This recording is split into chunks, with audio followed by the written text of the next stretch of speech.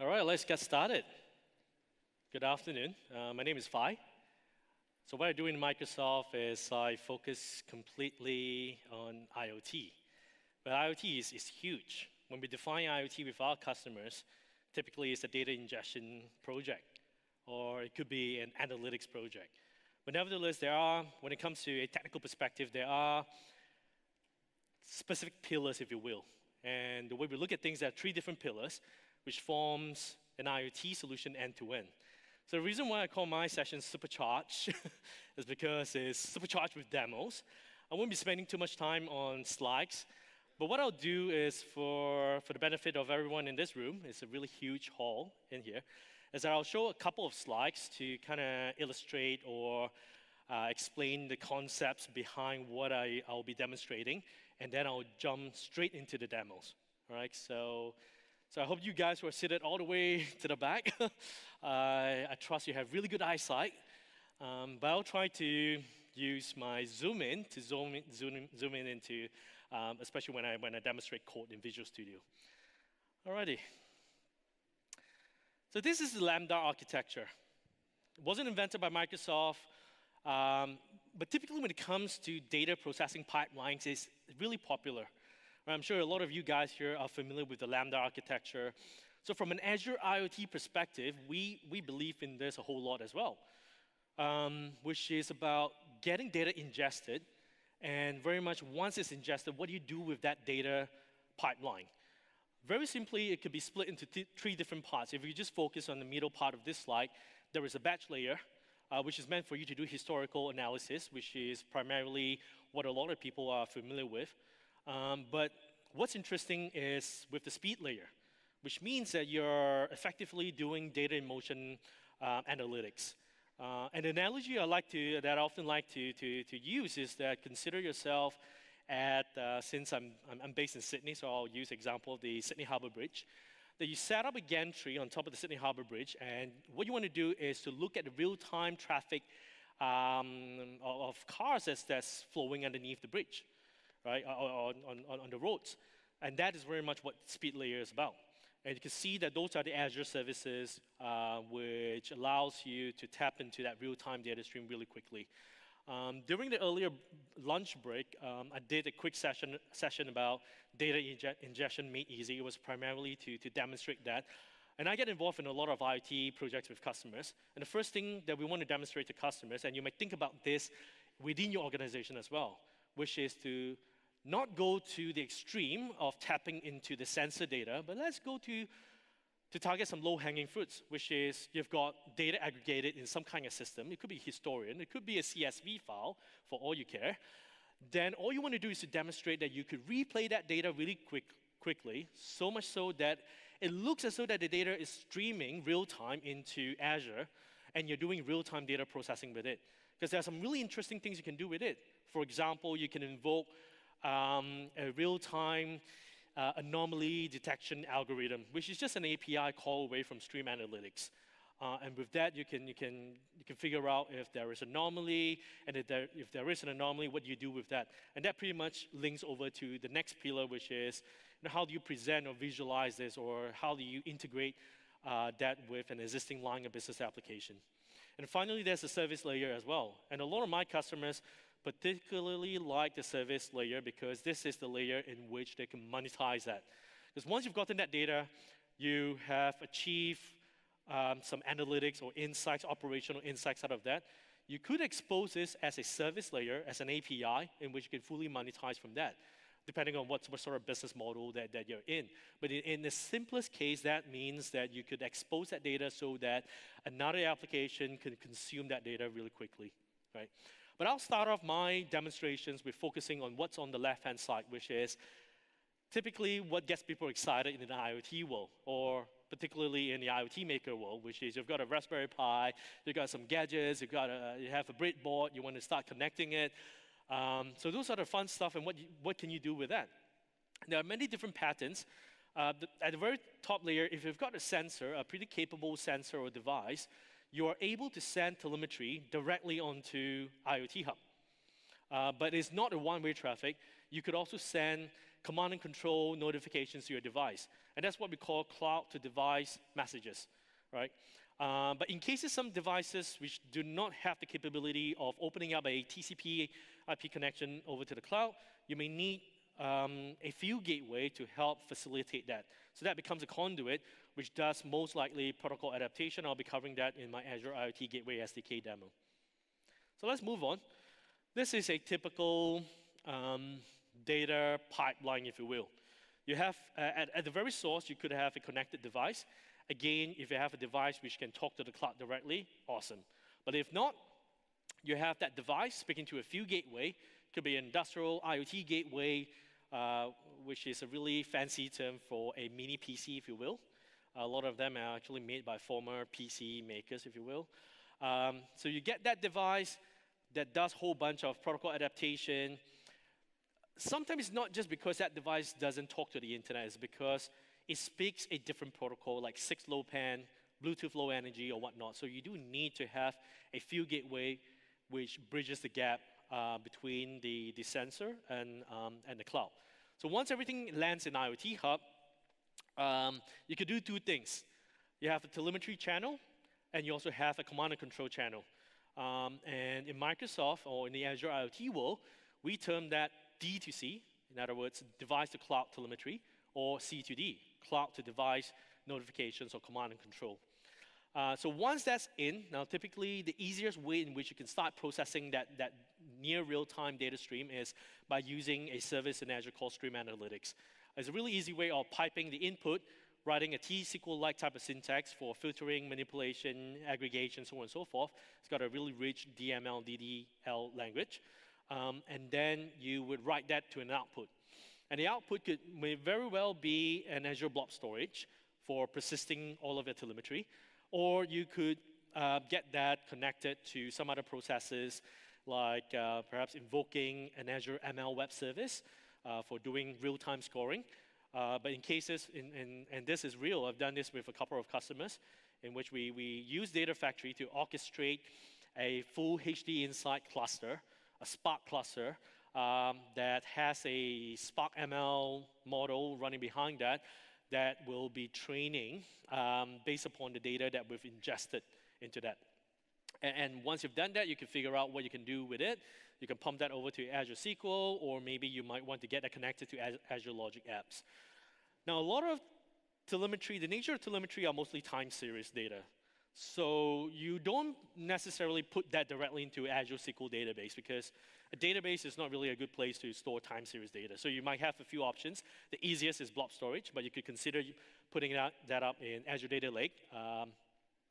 You might think about putting that on a time series database based upon OpenTSDB. So you may put that on a Cassandra cluster with the OpenTSDB connector installed in it as well. All right, so first thing I'll do is that I'll focus on the first pillar, or the first bucket, if you will, which is based upon device connectivity and management. And that comes to my first demo. All right.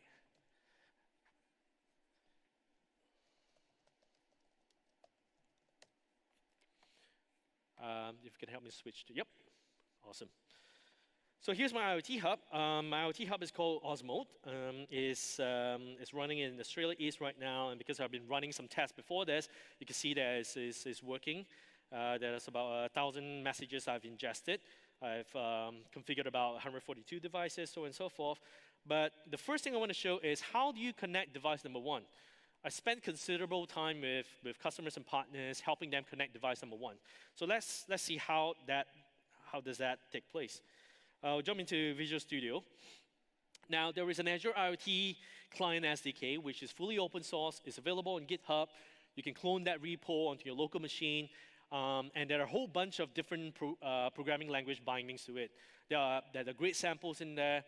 And where I'm at now, I'm more comfortable running the C# example. So let me just show you what that is. So first thing, you need to figure out what's the device connection string. The device connection string is that per device authentication token, if you will, that needs to be there before you could initiate a connection to IoT Hub. This is a really nice tool. It's called the Device Explorer. You can tell that a developer wrote this tool. It's not too fancy in the UI department, but it does the trick, okay? Now, where do you get this tool is, I'll show you where it is. If you just go to the GitHub repo, github.com/Azure IoT SDK C#, go to releases, you will see that under the latest release, there's always a Device Explorer MSI. There is also the source code behind it because this project is completely open source. But the easiest way in which you can get this tool is just to run this MSI file, then you get this nice little tool over here. So what I want to do is to create a new device, and let's call this Ignite 2017, and that's it. There are two options. I could use security keys, which consists of this primary key or secondary key, or I could also choose an X.509 security certificate. So this makes it a whole lot easier for you to, especially if the certificate is provisioned in the device, it's really simple for you to authenticate against that. But what's nice about this is that it allows me control. So if for any reason, if that device has been compromised, based upon an anomaly detection algorithm I have running in the cloud, I could just blacklist this device, and there's no way that this device can send any telemetry onto my Azure IoT Hub service. If I were to just scroll down to look for Ignite 2017, right mouse click on that, I can copy the connection string, which allows me to paste that onto my code here. All right, so that's how it looks like. If you guys have photographic memory, no point trying to, you could try to remember this, but I could easily just disable this device later on. I'll send 10 messages.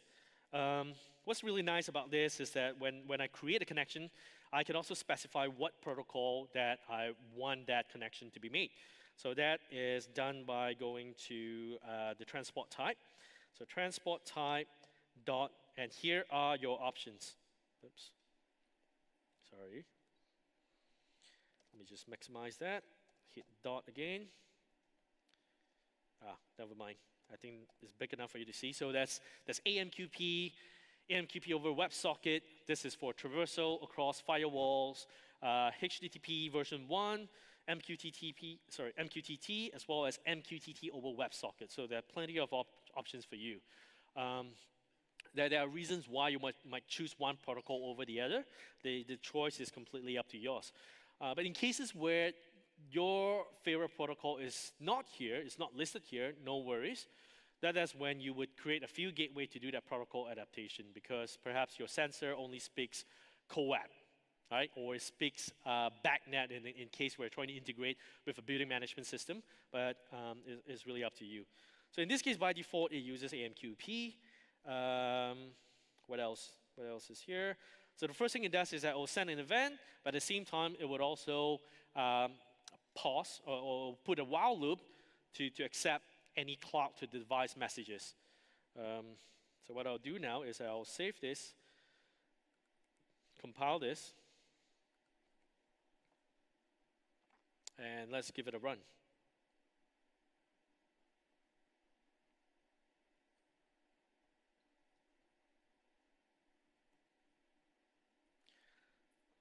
All right, at the same time, let me just get back to my Device Explorer. And what I'll do is I'll go to Ignite 2017, monitor.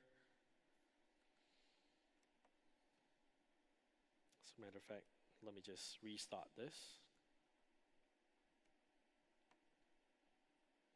All right, so it's sending 10 messages over to IoT Hub, and all those 10 messages have been received here in this window.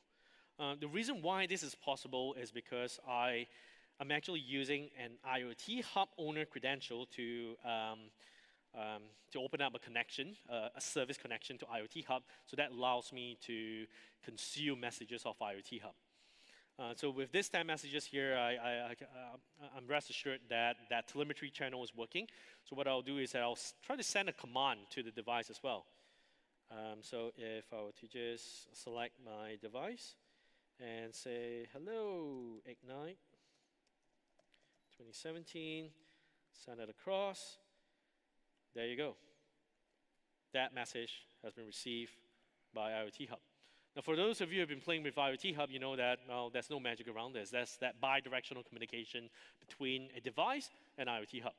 All right? Just to see a show of hands, how many of you have already started using IoT Hub in the audience? All right, cool, thanks. So just hit, in fact, Control C, get out of there.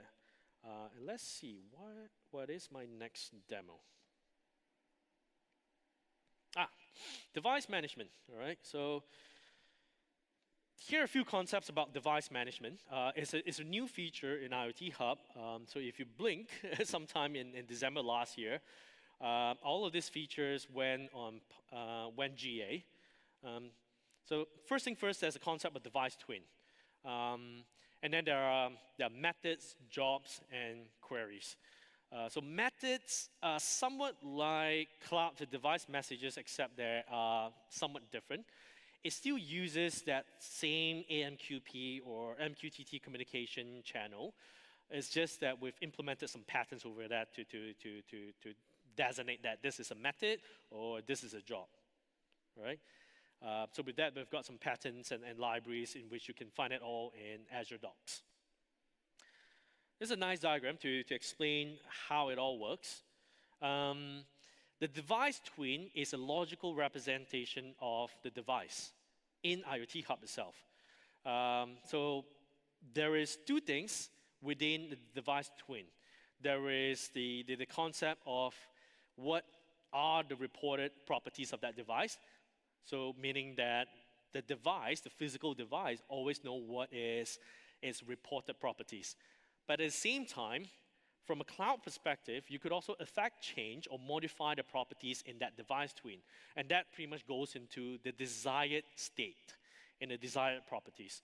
So let's say if I want to change the interval in which telemetry is sent over to the cloud, I would create a service in the cloud, talk to IoT Hub and say that I want to change the desired property of this device and change interval from like say 3,000 milliseconds to 500 milliseconds. The device would synchronize this with IoT Hub at some point. The interval is, I can't remember, I think it was like every 5 minutes. And once it gets a desired property, it would change its internal state, if you will, or the behavior of that device. And once it's done that, it will send a JSON back to IoT Hub saying that, all right, now my reported properties is what you have instructed me to change in the first place. Okay? So that's device twin, and with that, you could also invoke direct methods. I'll be showing you a really neat demo for that. And all of this pretty much works on that, on the same channel, just in case if you want to go down to what lies under the hood. But just take it that there is a D2C communication channel and there's a C2D communication channel as well. This is the really nice part about jobs and queries. So let's say you are managing 100,000 devices and you want to affect or you want to modify the behavior of this 100,000 devices.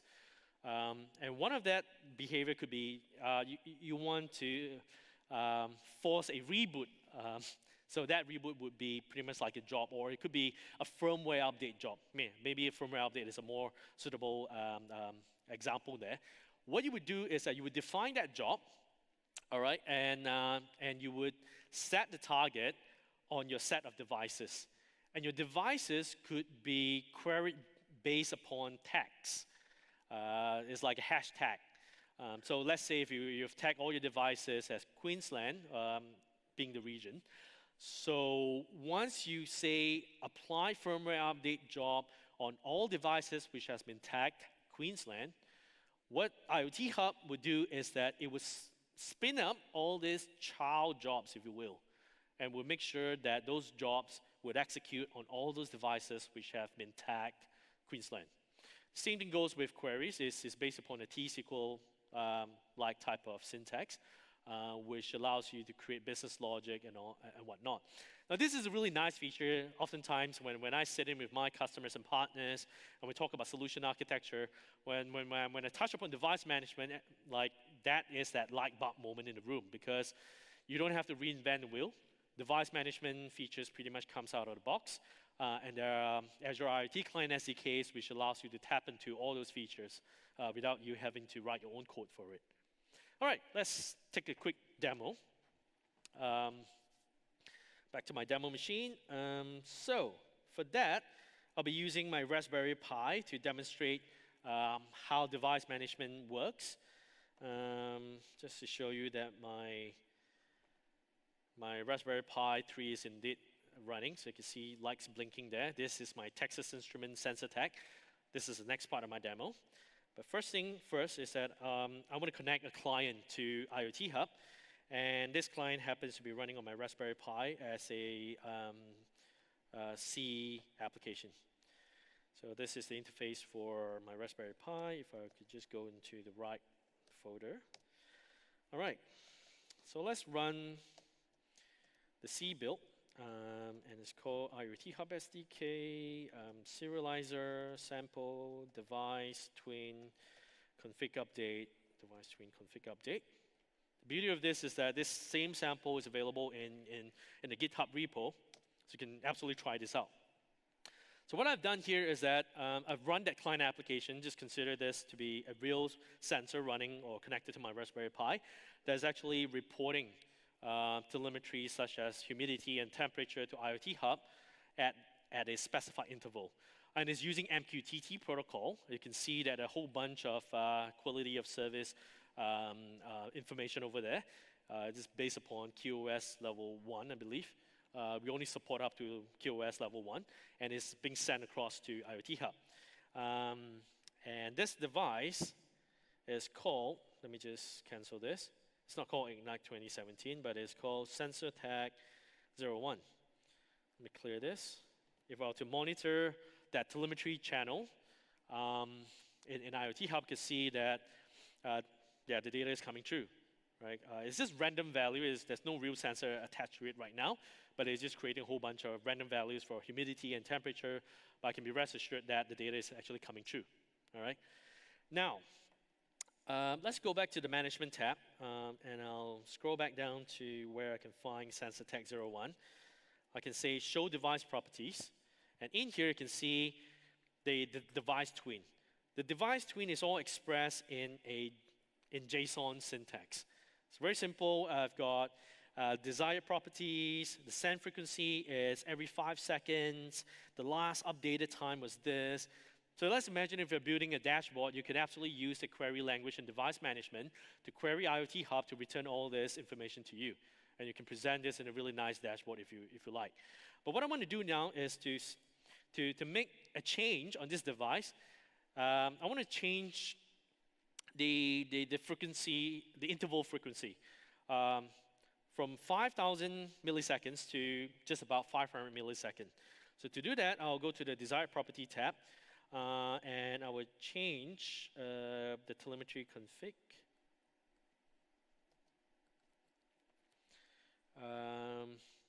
From 5,000 to 500. Okay. So hang on. Telemetry config.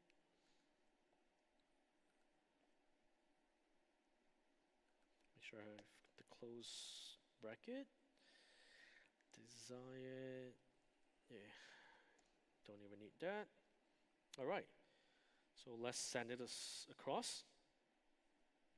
And boom. You can see that my device has just woken up to that command, if you will. Right? So now it's sending at a much faster frequency. And if you take a look at the reported properties, if I were to do a refresh, so right now it still says 5,000, but obviously if I do a refresh, you will see that it is 500. Okay? Now, what if the device is not alive? That's pretty simple to simulate. All I have to do is just kill this process.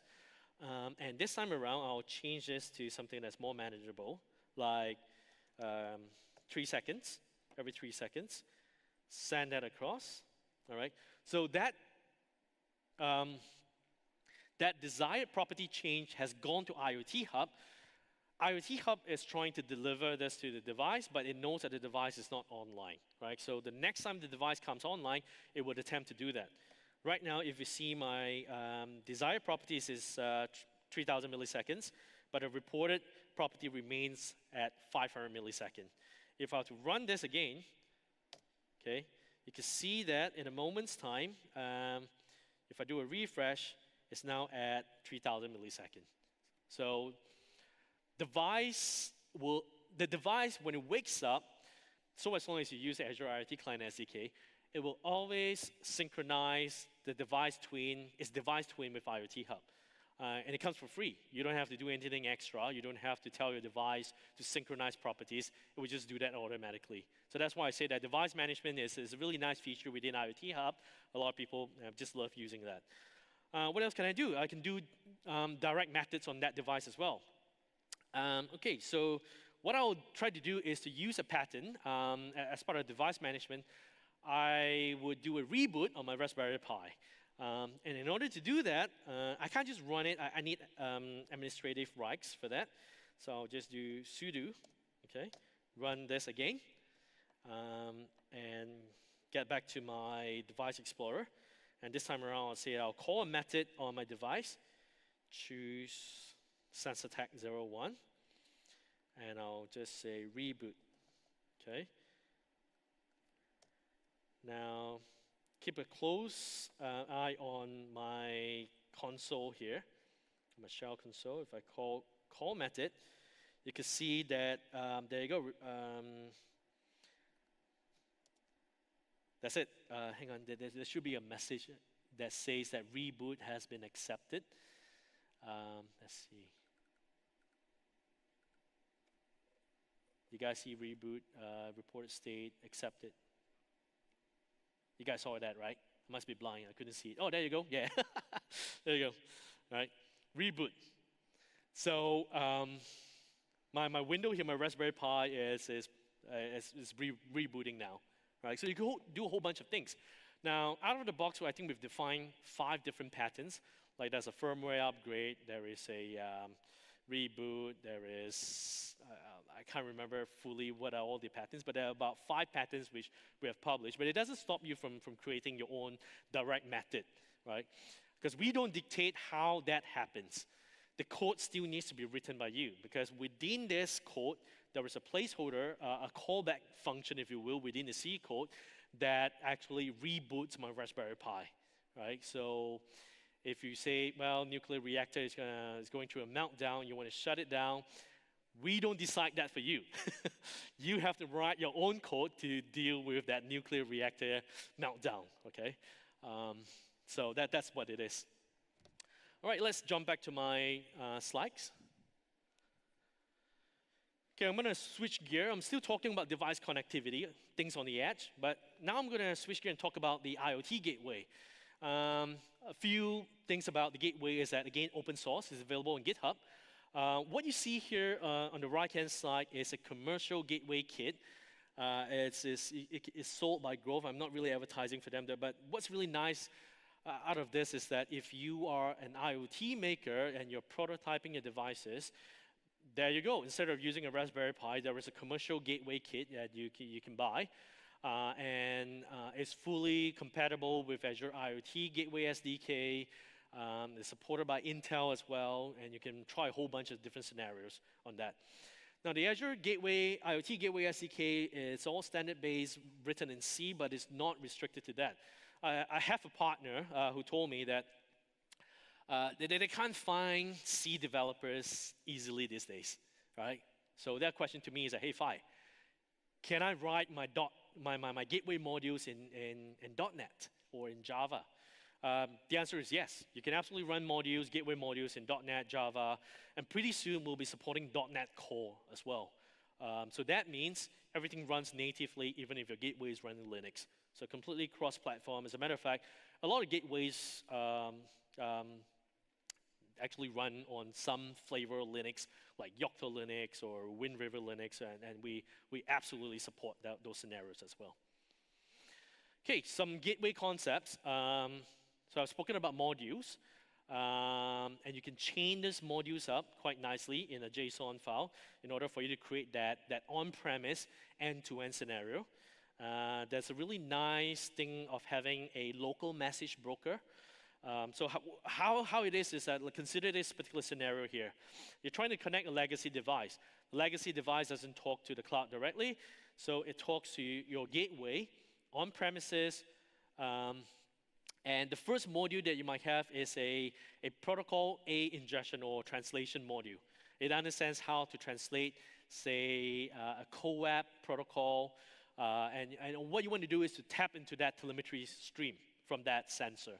So once you've gotten that, then what you do is that you pipe that through to a different module, which is the IoT Hub Client module. And the IoT Hub Client module has all the intelligence of connecting to IoT Hub, not just in sending telemetry to IoT Hub, but it's also capable of receiving notifications in a cloud-to-device type of fashion. So this is a sample architecture. So as you can see here, you can chain up a bunch of modules quite nicely. Now I call this protocol X ingestion, but it may well be a BACnet protocol adapter, an OPC UA adapter for Industry 4.0 type of scenario. You might have a local filtering module because you don't want to make Microsoft rich. You don't want to send all telemetry to our cloud. You want to filter the telemetry. You can absolutely do that on the edge now using a custom module sitting on a gateway. Identity mapping is for instance, how do you ensure that a device, a sensor that's connecting to your gateway is mapped to a device ID in IoT Hub? So in this case, as a matter of fact, I'll be demonstrating that later. I'm doing a mapping between the MAC address of my TI sensor tag, which speaks Bluetooth Low Energy, and then mapping that to a device ID in IoT Hub. And then you can have logger modules. IoT Hub will send that data across, again, handling that bidirectional communication with IoT Hub. There are other modules which a lot of my partners have been thinking about developing by themselves, including writing some kind of caching module, right? Because you can't take for granted that the gateway is connected to the internet at all times. So what happens if it's occasionally disconnected from the internet? So you might want to have a store and forward module. You might want to think about creating a compression module as well, especially if the data is really chunky and huge and text-based, and you might want to think about having a gzip compression module. Now, this is the architecture of my demo, which I'll be showing you in a bit. So I've got my Texas Instruments sensor tag, which speaks BLE, or Bluetooth Smart. I think that's what it's called these days. And it will send temperature data across to my Raspberry Pi, which acts as my field gateway. So within my Raspberry Pi, there is an existing BLE module. This comes for free. You don't have to write that at all. It's the sample module available in there. And then I'm doing identity mapping between the MAC address of my sensor tag to a device ID, which I've pre-created in IoT Hub. And I also have a BLE printer to print out the readings from my sensor tag on my console window. And IoT Hub module is responsible for sending that across to IoT Hub. But not only that, it's able to receive notifications from IoT Hub later on, which is this pattern over here. Receive commands from IoT Hub, in which then it chains those modules back in the likewise fashion. Okay, let's go back to my demo machine, please. And to show you, let me just SSH back into my Raspberry Pi. Oops.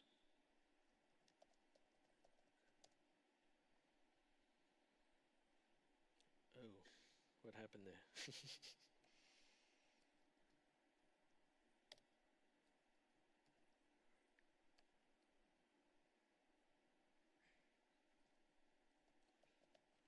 Caps is on.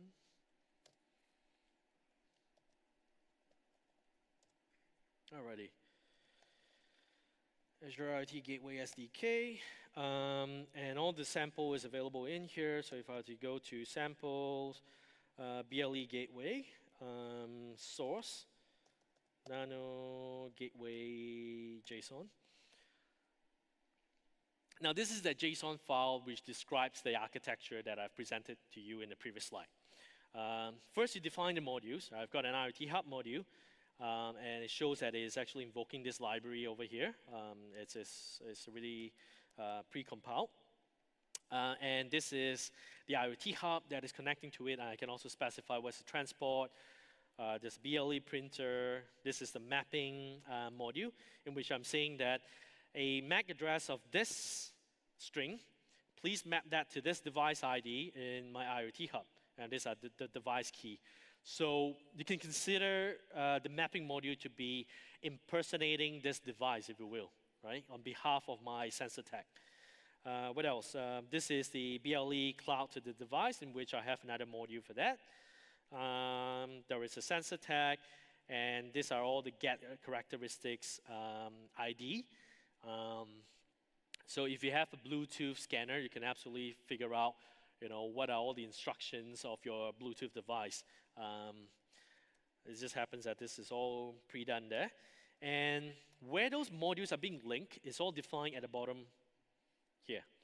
So what he's saying is that for everything, please send it over to the logger module, because I want everything to be logged onto that text file. The source pretty much starts from a sensor tag. The sensor tag is emitting the telemetry, sending the telemetry over to my gateway, right? And the first thing I'll do is that I'll send it over to the mapping module. The mapping module would then send it over to IoT Hub, as you can see here, mapping module to IoT Hub. And subsequently, for cloud to device messages, it's also sending from IoT Hub back to the mapping module, so on and so forth. Okay. If I were to scroll down, it pretty much just defines that whole chain of events or modules of how they're being interlinked. Now, our plans from engineering is to have a GUI to help you design this at some point. But right now, you would have to kind of use a sample template. It's all in JSON, and write it out yourself. Okay, so let's get out of here. And what I'll do is I'll run Bluetooth CTL, my controller. And just to show you that this is running, at the same time, I'll also bring out my camera. Okay, alrighty. So let's try to connect my sensor tag, which has this MAC address here.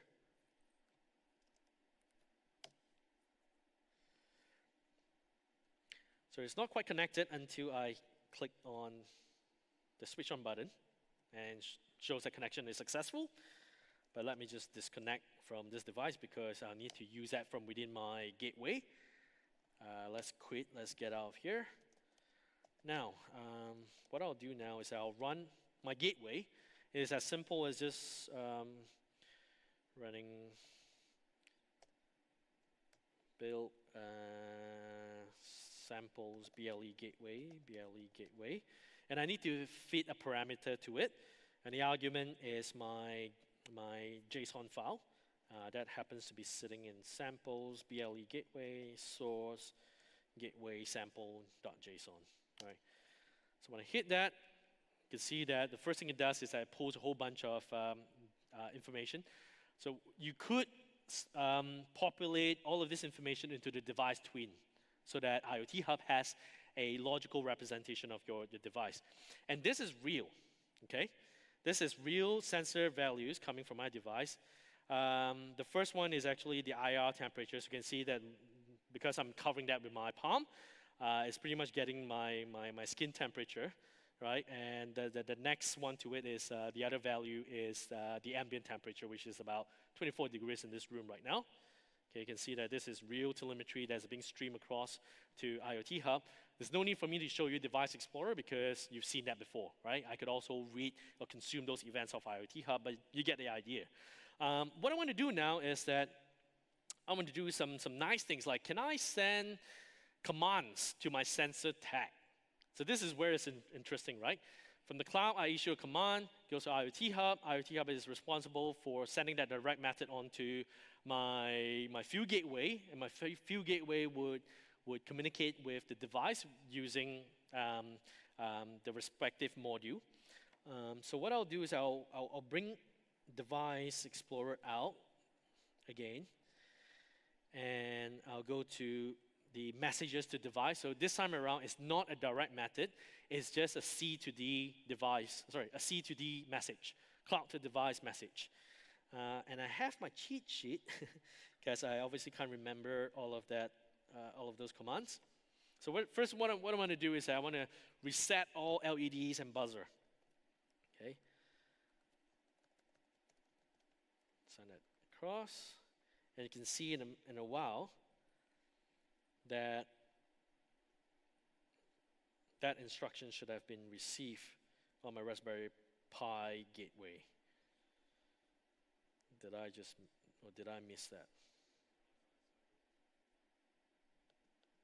Yeah, it did come up.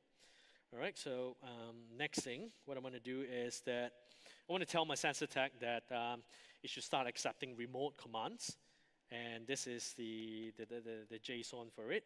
Specifically, I'm invoking that get characteristic UUID.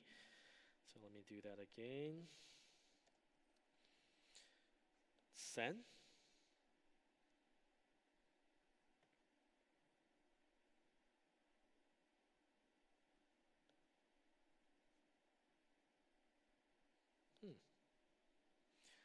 It's running a little bit slower than when I was trying this out earlier. All right, fingers crossed. Now what I want to do is turn on the green LED. And I really hope those other instructions have been received by, oh, right, my bad. Sensor tag, did someone tell me that earlier, which I missed? Okay, let me do this again. All right, the reason why is because I was setting it to the wrong device. So it should be sensor tag 1, clear. Send. All right, yeah, so you can see that it's scheduled a new instruction. Okay. And then I'll configure I/O as remote. Do another instruction call. Okay. That's been received as well.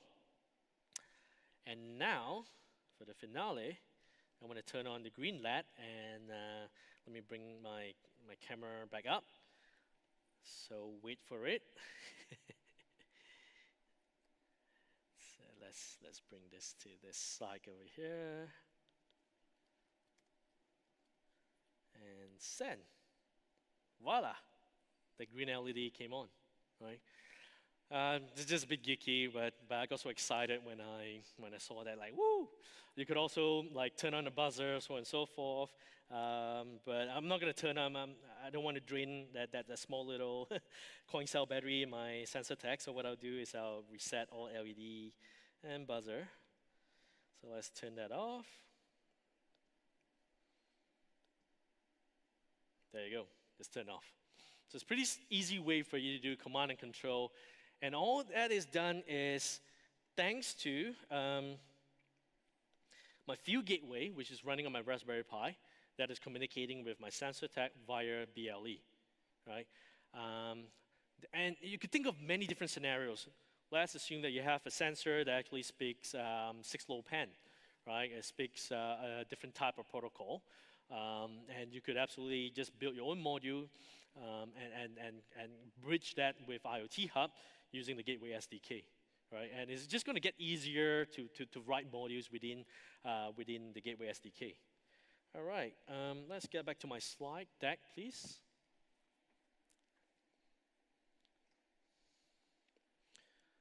So let's switch gear. This time around, let's move away from the edge. So we'll be talking about the speed layer. The speed layer, if you recall earlier, as part of the Lambda architecture, is about doing near real-time data processing, right? I'll start off with introducing a really nice feature called IoT Hub message routing. So how this works is that you can define a whole bunch of endpoints, different endpoints in IoT Hub. The endpoints right now, they are service bus and event hub. Okay, so what this is about is saying that if the message that comes in, if it has a message property that satisfies your query condition, please do route that over to that endpoint, okay? So like I said, this is a really nice way for you to do backend processing. You can create your own custom endpoints for service bus queues, topics, and event hubs. I'll be demonstrating how you would do that within the Azure portal. but you could also write your own ARM templates to make effect that change. It's the same query language as what you would use in Device Twin, so it's all SQL-like. All right, back to my demo machine, please. Okay, well, I don't need my camera anymore, at least I don't think so.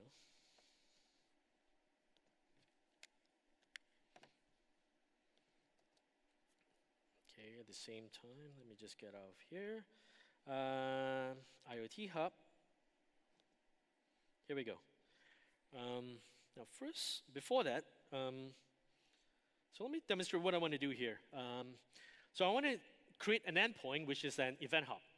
Why is because I want to archive certain telemetry which has been ingested through IoT Hub, right? So if a device or a sensor says that the message type is archive, then what I want to do is to set up a route that points all of that telemetry or routes all of that telemetry over to my event hub. My event hub has a new feature called archive that writes that to Azure Blob Storage. Okay, so in the interest of time, I'm not going to create the event hub, but I have an event hub that's already created over here. I believe it's called Osmode Archive. So if I click on Osmode Archive, I'll just show you where that configuration lives.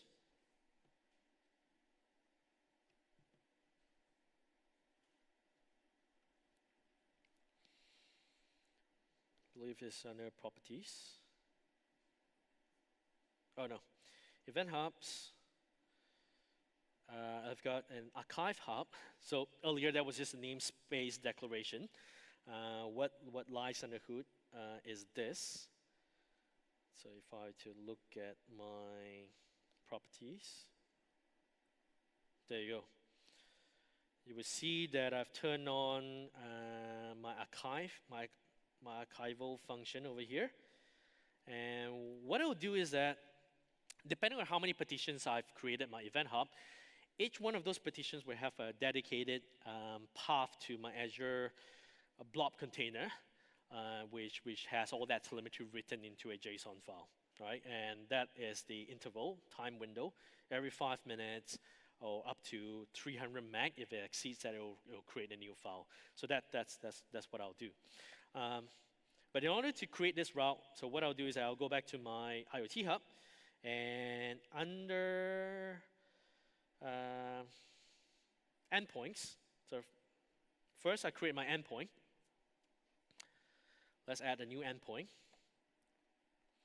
So the endpoint is called Archive Hub, and it's an event hub pointing to Osmode Archive. And the event hub name is Archive Hub. That's it. So that's my endpoint, right? And you can define up to 10 endpoints, if I believe. You can check this out in Azure Docs. I believe, yeah, it's 10 endpoints, and you can create 100 different routing rules for it, okay? So let that save onto IoT Hub.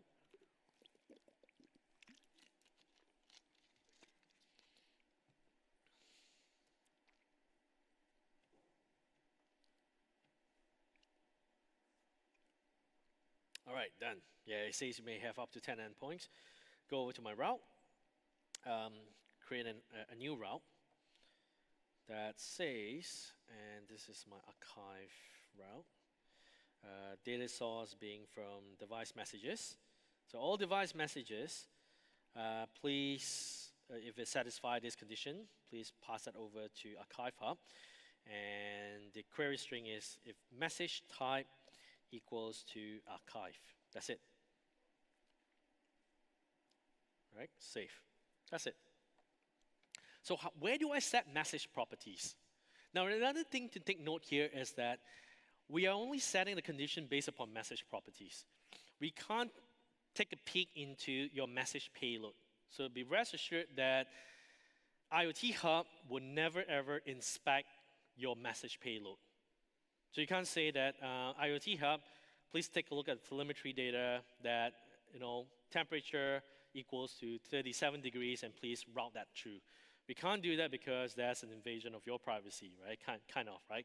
Because that means we're looking into your data, but we don't do that. So as such, we can only create conditions based upon message properties. And I'll show you how to create message properties. So what I'll do is I'll go back to my my AMQP client over here. All right. So let's go to the part that sends events. Now I don't need all of this anymore. Hang on. Send event. Yep.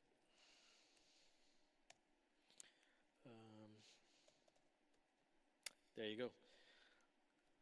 So what you do is that in your event message, as part of the properties bag, you can create a whole bunch of key value pairs to that. So what I'm saying is that now region New South Wales, and I'm specifically setting up the message type as archive here, okay? And I'm sending that across to IoT Hub. But instead of just sending 10 messages, so let's increase that. Let's send like 1,000 messages, all right? Rebuild. Now at the same time, so this is sending to, I should use my sensor tag.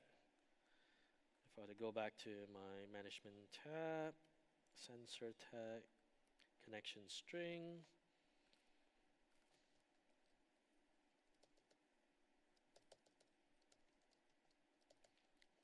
Save that.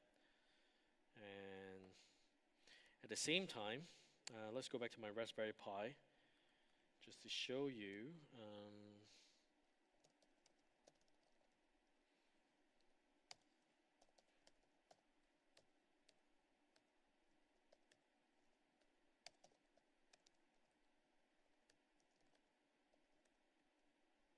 All right, so let's run that. So this is sending a whole bunch of telemetry across, except that this one doesn't have any message property set, but this client does, right? So I'll start this, and you can see that it's firing through all those messages, okay? And if I go back to my device explorer, and this time around, if I take a look at what's being received, I'm only receiving those which are coming from my Raspberry Pi, right? Because it doesn't have a message property set. Now, all of those which have been set would now be archived to Event Hub. Now, a really easy way for me to check that is by running my Storage Explorer. And if I were to select the account, the storage account for that, now all of that actually goes to Telemetry Archive. You can see that a file would have been written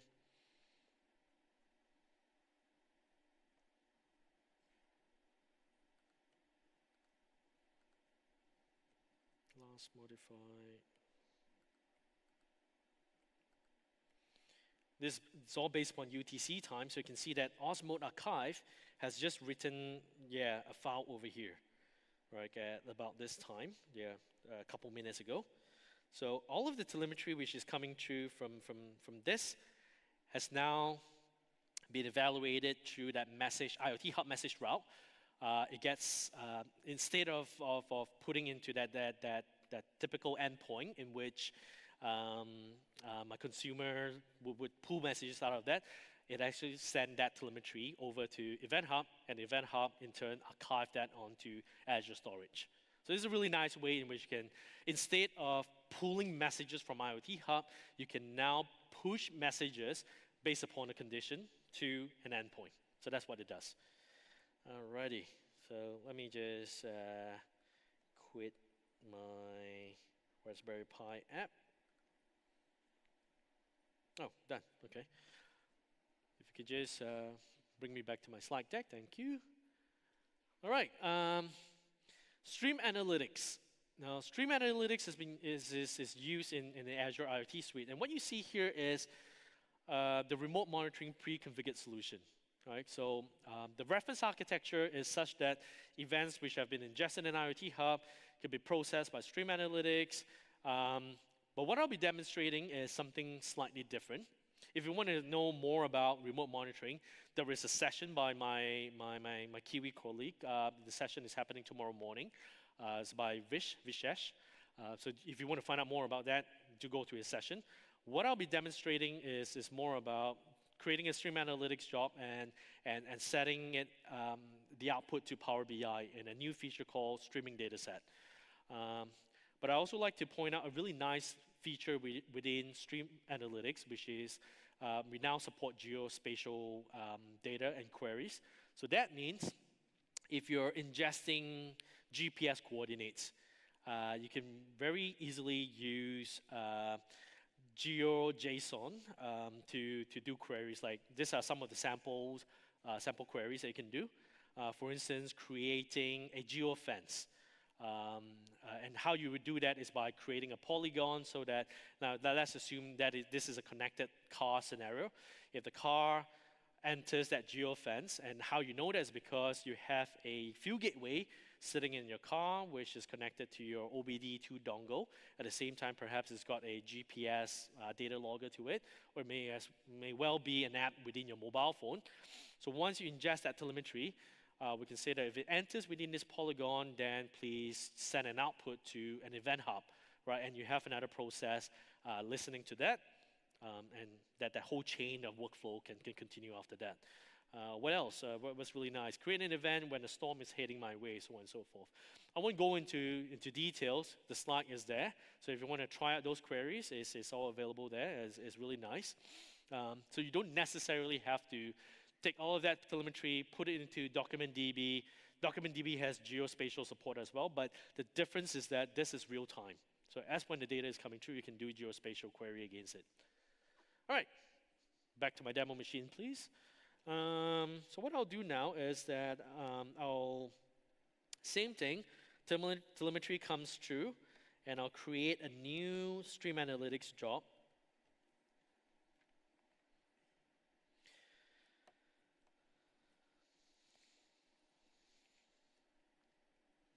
So let's call this Ignite 2017 ASA, all right? I'll use my same resource group, Osmote. Okay, and click Create. It's pretty simple to pipe the input from the IoT hub, run a query against that, and then send the output to Power BI. Now, we've always had this function, and what's new is that we now support streaming data sets.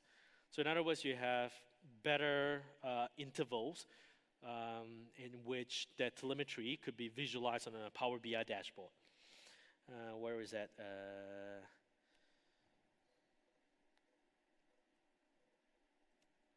Refresh. There you go, Ignite 2017 ASA. All right.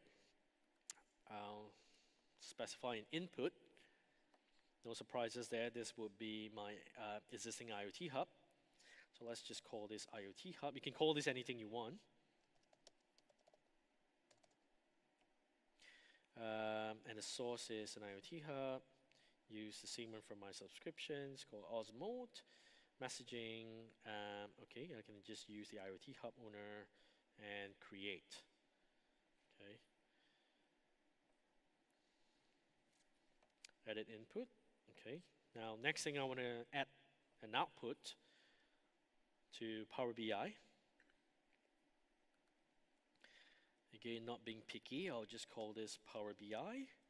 And there's a bunch of things available here. I'll just choose Power BI. Okay, and this is where you need to have your Azure account to be on the same Active Directory tenant as your Power BI subscription.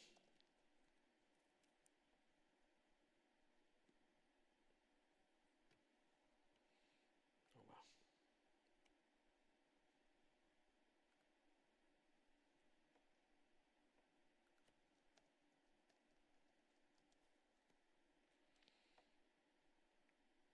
Oops, I think I must have.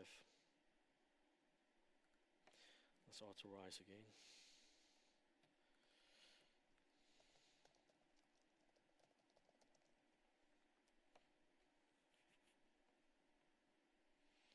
I get nervous every time I enter my PIN. Never mind. Just like any good cook, I've actually done, because I think I've entered the wrong PIN. It thinks I'm a bogus user. What I'll do is that I'll show you one in which I've created before this, where it's the same thing. And it's called Osmo streaming data. Okay. Same thing. I've got an input of IoT Hub, output as Power BI. And the query is really simple. Select star from IoT Hub, or select star into Power BI from IoT Hub. Okay. And if I were to go to my Power BI, this is something new. If you scroll down, all the way down in your workspace, you will see a new feature called streaming datasets. And my streaming dataset is called Device Streaming Analytics. With that, I can create a dashboard, but I've already created a dashboard prior to this. It's nothing too fancy looking, but I do have to run my Raspberry Pi. Okay, let's run this again. A whole bunch of dashboards here, but I only want to see those which have been created by myself. So it's called Device Streaming Data. So in a while, you will see that this is updated and this is real time. It's really simple for you to create a nice, rich visual dashboard that allows you to have real streaming data coming through from IoT Hub. You know, have an aggregator or a filtering job in ASA that ultimately pipes that over to Power BI. Right? And this, you don't just have to run this here. You can also use Power BI embedded to have that sitting within your own dashboard, your custom dashboard, if you like. All right, so that's that.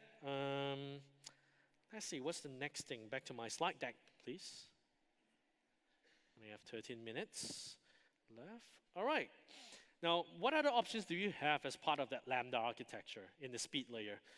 If you think that you have pretty much exceeded what you could do in stream analytics, so like you really need to write some heavy lifting code, you could use Event Hub's processor.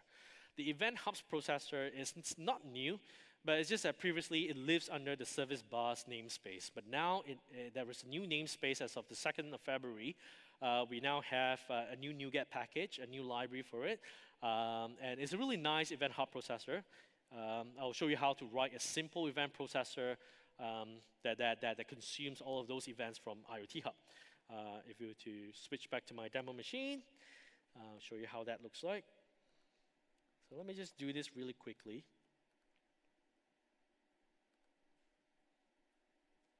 Stop this.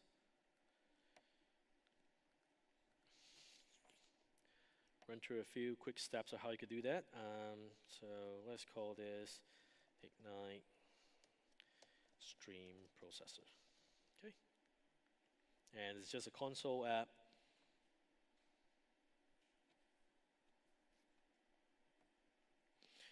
All right, first thing first, get the NuGet package. And it's called Microsoft Azure.event. It's the second one, Event Hub's processor. So just install that onto your project. Sort of figure out the dependencies. Eventually, it will actually pull out the Event Hub's namespace or that NuGet as well. Okay, internet is running a little bit slow or maybe really crawling. That happens sometime. All right, first thing first is that I'll create a new class. And this is a class that's dedicated to creating that connection to IoT Hub. So let's just call this my sensor. Oh, okay. So while the NuGet package is doing its thing, I'll call this the sensor tag events processor. Make sure you've got the right namespace. So it's Microsoft.Azure.EventHubs and EventHubs.processor. Okay, so I've got my sensor tag events. I can type really fast here. I've got my cheat code snippet all lined up. So what it does here is that I've got my class is of this type, iEvent processor. Okay.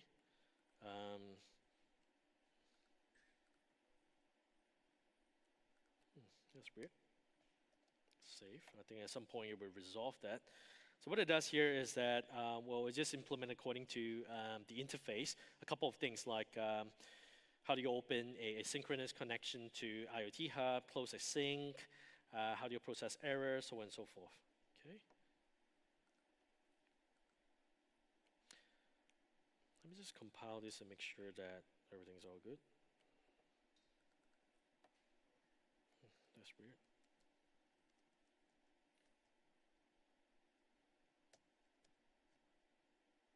Oh.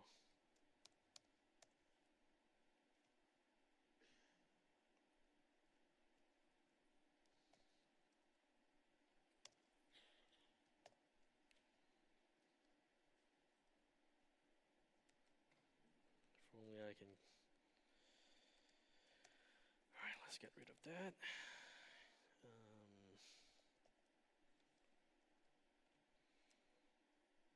There we go. Not too sure why it doesn't resolve this. That's weird. All right, I'm not going to do debugging. I think I must have messed up a step. Let me just pull out a project which I've created prior to this. There we go. All right. All of the implementation over here, open a sync, process that, and within the main program. So IoT Hub also has an Event Hub compatible endpoint. So that's how the Event Hub or the event processor host could actually be reused on an IoT Hub, because it's on the right-hand side of IoT Hub, that's typically what I say, that endpoint is fully compatible with Event Hub, right? So I've got that here, but you do need to pass in a shared access key to it. And where you get this is from your IoT Hub shared access keys. So by default, when you create an IoT Hub, you have IoT Hub owner as well as service. So you might not want to use IoT Hub owner in this particular case, so you use the service key and a shared access key for that. Put in the entity path, which is the name of your IoT Hub. As for the storage container, the reason why we need parameters for your Azure storage container is because the Event Hub processor host needs to store partition leases information as well as checkpoint information into, it has to put that somewhere, right? And the implementation, one of the implementation is actually to store all of that information into an Azure storage. Okay, so you can see here that when it first wakes up, passes the Event Hub entity path, the default consumer group name, as well as where it will store the partition leases and checkpointing information, register the event processor host, and my main method is just about calling that. That's it. All right. So let me just run this. So when it first runs, it will talk to the Event Hub compatible endpoint of IoT Hub, and it happens that I have got just about 3 partitions, and it will pull all of that telemetry off the IoT Hub. Okay. Now, there are a whole bunch of stuff here because since the start of my session, I've been sending a lot of telemetry messages over to IoT Hub. So based upon the last checkpoint that I did, which was just right before this session, so we knew that there are a whole bunch of messages which has been ingested since then. So that is that. So within your code, you can write stuff. You can run your own transformation of the messages, and this is typically done in cases where writing SQL-like syntax just wouldn't cut it for you. But then again, stream analytics is becoming more and more powerful. You can write user-defined functions in JavaScript. So within your job, you are not just confined to writing T-SQL type of syntax. You can call an Azure function. You can call a user-defined function in JavaScript, which has a whole lot more logic to it. But for everything else, if you want a highly scalable event processor host and you're a developer, you're much more comfortable in writing your transformation in an application, this is the framework for you. And where you would put that, obviously, is not in a console app. You would deploy this as a worker role. You could also put this in an Azure web job so that you could automatically scale this if you want to. And how you would scale that, there are some really good articles on Azure Docs that tells you how you could. It's mostly based upon CPU utilization, which helps you decide when you would automatically scale out the worker roles, if you will. Yeah. Alrighty. Okay. What else? Let's go back to my slide deck, please. So I've done that. I'm almost at the end.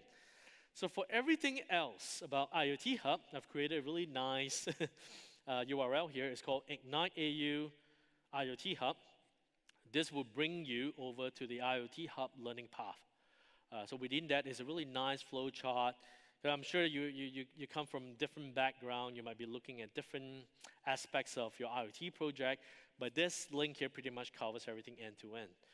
But for everything else, perhaps read more blogs that actually teaches you a lot more about what you can do within an Azure IoT scenario.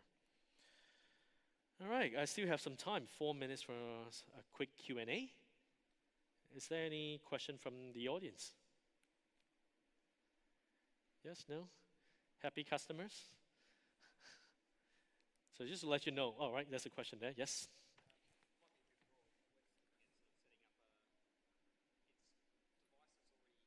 Yep. Yep.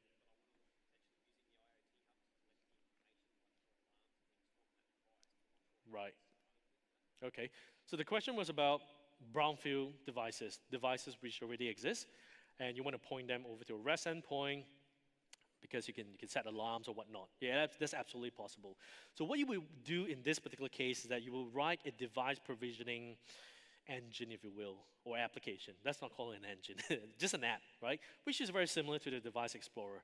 So look at the source code behind Device Explorer. That's typically what I advise my customers to do. Because within that, you can figure out how to import your existing devices. How do you create all these devices in bulk? And you can absolutely do that. So let's say if you've got 10,000 devices, you can create a bulk registration of those devices. So once those devices have been registered, the biggest challenge is how do you now instruct those devices to use that device authentication key to authenticate with IoT Hub. So for those cases, the easiest way is like using an Azure IoT Gateway SDK, in which, very similar to my demo, you can see in that mapping module, it will map against your brownfield devices. So you decide what is that authentication that you would accept in that mapping module. And you will map that against the identity in which you have bulk registered in the first place. So that's how you would do that. Yeah. Yes, another question over there?